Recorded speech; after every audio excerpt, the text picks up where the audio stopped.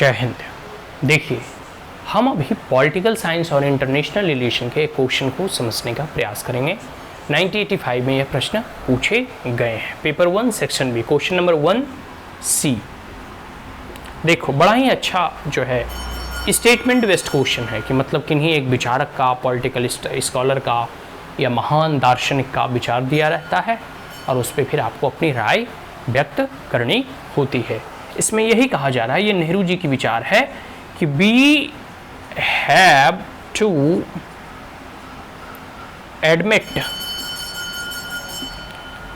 That under present circumstances and so long as our policies are dominated by middle class elements, we cannot do away with communalism altogether। ये नेहरू जी का statement है, ठीक है।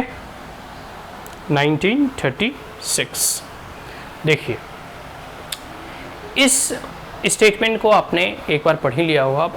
अब हम इस स्टेटमेंट में एक चीज़ आपने पाया होगा जो कि सिलेबस का हमारा हिस्सा भी है। और अब जब आप PSIR का, पॉलिटिकल साइंस का आप सिलेबस पढ़ोगे UPSC का, तो उसमें आप पाओगे कम्युनलिज्म का स्पष्ट जिक्र है। कम्युनलिज्म, रीजनलिज्म, इसका स्पष्ट जो है वर्णन है। तो कुछ जब टॉपिक जो दिया गया है तो सबसे पहले तो आप कुछ बिंदुओं को नोट कर लें। जैसे अगर कम्युनलिज्म टर्म दिया हुआ है तो कम्युनलिज्म के कारण क्या है, इसका हिस्टोरिकल फैक्टर क्या है, इसका नेचर कैसा होता है और इसके इम्पैक्ट या कंसिक्वेंस क्या निकलते हैं। बात समझ में आ रहा है? और 2-4-10 एग्जाम्पल आप नोट कर लें, ठीक है। 1-2 केस स्टडी आप नोट कर ले, हो गया।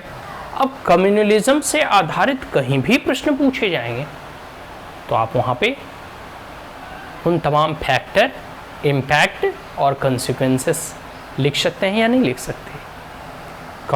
कम्युनलिज्म जो है वह सिलेबस के में स्पष्ट जो है लिखा हुआ है, ये शब्द लिखे हुए हैं। आप सिलेबस को अच्छे से पढ़ें, बहुत लोग सिलेबस को ही नहीं पढ़ते हैं। अब देखिए 1C, we have to admit that, हमें यह मानना होगा कि under the present circumstances, Nehru ji कह रहे हैं कि वर्तमान परिस्थिति में हमें यह स्वीकार करना होगा कि so long as our policies are dominated by the middle class element, जब तक कि हमारी जो नीतियां हैं वो मध्यम वर्गीय लोगों से प्रभावित होगी, डोमिनेटेड होगी, ठीक है। We cannot do away with communalism altogether, तब तक हम यह जो कम्युनलिज्म है इससे हम छुटकारा नहीं पा सकते। ये जो है नेहरू जी का स्टेटमेंट है, 1936 में यह दिया गया था। इसके माध्यम से ये कहना चाह रहे हैं कि देखो, जो हमारी वर्तमान स्थिति, अब उस परिप्रेक्ष्य में आप इसे ना देखें, अभी इस वर्तमान परिप्रेक्ष्य में देखें 2023 के ये परिप्रेक्ष्य में और 23 के कंटेक्स्ट में अभी भी कम्युनलिज्म का इशू जो है बहुत गहरा है। हाल ही के कुछ दिनों पहले दिल्ली राइट्स हुए थे, दिल्ली दंगा हुआ था, ठीक है। तो भारत में इतने डिफरेंसेस होने के बावजूद और इतने हिस्टोरिकल फैक्टर, इतने इस्लामिक आक्रांताओं भारत पर आक्रमण किए, 1000 सालों की गुलामी हो गई, अभी भी देखो मणिपुर में दंगा फसाद चल रहा है, ठीक है। तो हमें यह देखना होगा, इसमें यह कहना चाह रहे हैं कि जो हमारी पॉलिसी है वो मिडिल क्लास के एलिमेंट से डोमिनेटेड है और तब तक हम जो है इसे कह सकते हो कम्युनलिज्म से हटा नहीं सकते जब तक कि हम इनकी आइडियोलॉजी से परे ना हो जाए। अब देखो मिडिल क्लास में कौन लोग आ गए, इसमें आपको देखना होगा, ठीक है। क्योंकि कई बार देखोगे तो जो रिच क्लास होते हैं और जो एकदम poor and vulnerable section of the society होते हैं वो इन सभी चीज़ों में उतना कंसर्न नहीं होते। गरीब लोग जो है कमाने खाने में बिजी है, वो उतना इन सब चीज़ों पर ध्यान नहीं देता, और अमीर लोग तो अपना ऐशो आराम की ज़िंदगी जीता।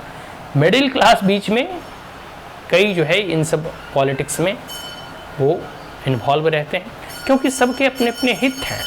बहुत सारे ऐसे हिस्टोरिकल फैक्टर हैं, आप देखोगे तो 1947 की त्रासदी और इंडिया पाकिस्तान का विभाजन किसी से अपरिचित नहीं है। तो आप भारत का इतिहास पढ़ोगे तो पूरा का पूरा एक इतिहास कम्युनलिज्म का रहा है, और चाहे आज़ादी से पहले हो या आज़ादी के बाद हो, यह एक जो हिस्टोरिकल बैरियर जो क्रिएट हो चुका है वो इतनी आसानी से जो है हटने वाला नहीं है। फिर जो है पाकिस्तान वगैरह का प्रॉक्सी वार हो गया, अब तो ऑनलाइन मीडियम के ज़रिए भी जो है कह सकते हो कि रेडिकलाइजेशन वगैरह बढ़ाया जाता है। और सिर्फ भारत ही नहीं, अभी तो देखो फ्रांस वगैरह, स्वीडन वगैरह में क्या हो रहा है, इससे भली भांति पूरी दुनिया परिचित है। तो ये रेडिकलाइजेशन या फिर कम्युनलाइजेशन ये सब जो है बहुत कह सकते हो कि इसकी लाइफ एंड प्रॉपर्टी को नुकसान पहुंचाती है। ये खैर नेहरू जी का अपना स्टेटमेंट है। आने वाले समय में आप एक प्रेजेंट कंटेक्स्ट में इस टॉपिक को प्रिपेयर रखें, ठीक है। और अभी वर्तमान के केस स्टडी में, क्योंकि आने वाले जब प्रश्न पूछे जाएंगे तो जो है कंटेम्प्रोरी टाइम से संबंधित प्रश्न होंगे।